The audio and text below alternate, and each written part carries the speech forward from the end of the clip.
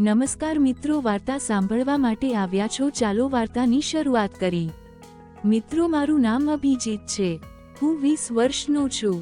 હું દિવાળીની રજાઓમાં મારા મામાના ઘરે જતો રહું છું। તેમનું ઘર ગામડામાં હતું। મને ગામડામાં રહેવાની ખૂબ જ મજા આવતી। ત્યાંના ખેતરો ખૂબ જ સુંદર હોય છે। હું મારા મામાના ઘરે જવા નીકળ્યો। જ્યારે હું મારા મામાના ઘરે ગયો અને મારી નજર મામી ઉપર પડી તો મિત્રો મારા હોશ ઉડી ગયા। મારી મામીની ઉંમર 32 વર્ષ હશે। મામી દેખાવે ખૂબ જ સુંદર હતા। મારી મામીનું નામ પાયલ હતું। મિત્રો, હું પછી ઘરમાં ગયો અને મામીએ મારું સારું સ્વાગત કર્યું। મને ચા પીવડાવી અને નાસ્તો કરાવ્યો। મારી મામી સ્વભાવે ખૂબ જ સારી હતી। પછી એક દિવસ મેં મામીને કહ્યું, મામી, તમે ખૂબ જ સારા લાગો છો। તમે ખૂબ જ સુંદર છો। મામી તો મને નાનો એવો છોકરો સમજતી હતી।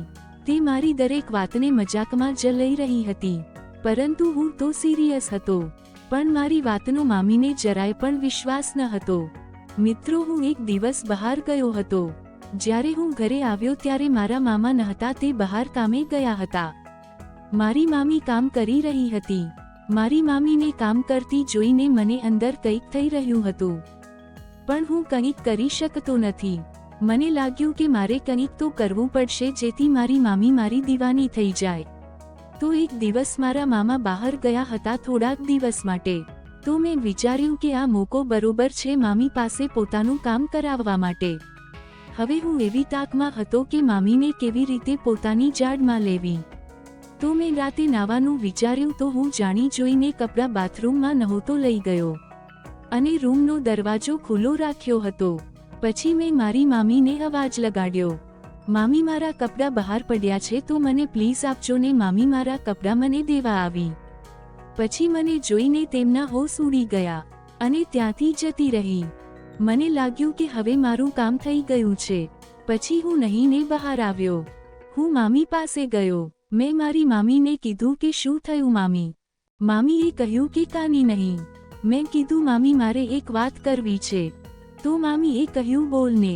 મેં કીધું, હું તમને પસંદ કરું છું ને મારે તમારી સાથે રમત રમવી છે। પછી પહેલા તો મારી મામીએ ના પાડી, પછી તે માની ગઈ। પછી હું મામીને કિસ કરવા લાગ્યો। તે મારો સાથ આપી રહી હતી।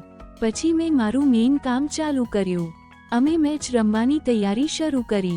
પછી મેચ રમવાનું ચાલુ કર્યું। મામી બોલિંગ કરતી ને હું બેટિંગ કરતો હતો। હું છક્કા ચોગ્ગા માર્યા કરતો હતો। પછી મામી થાકી ગયા। અમે લગભગ 4 કલાક સુધી રમ્યા હતા। મામીએ કહ્યું કે મને આજ સુધી આવો આનંદ મળ્યો નથી જે તેમને આપ્યો છે। હવે અમે રોજ મોકો મળે ત્યારે આ કામ કરીએ છીએ। આવી જ વાર્તા સાંભળવા માટે ચેનલને સબસ્ક્રાઇબ કરજો દોસ્તો। ધન્યવાદ।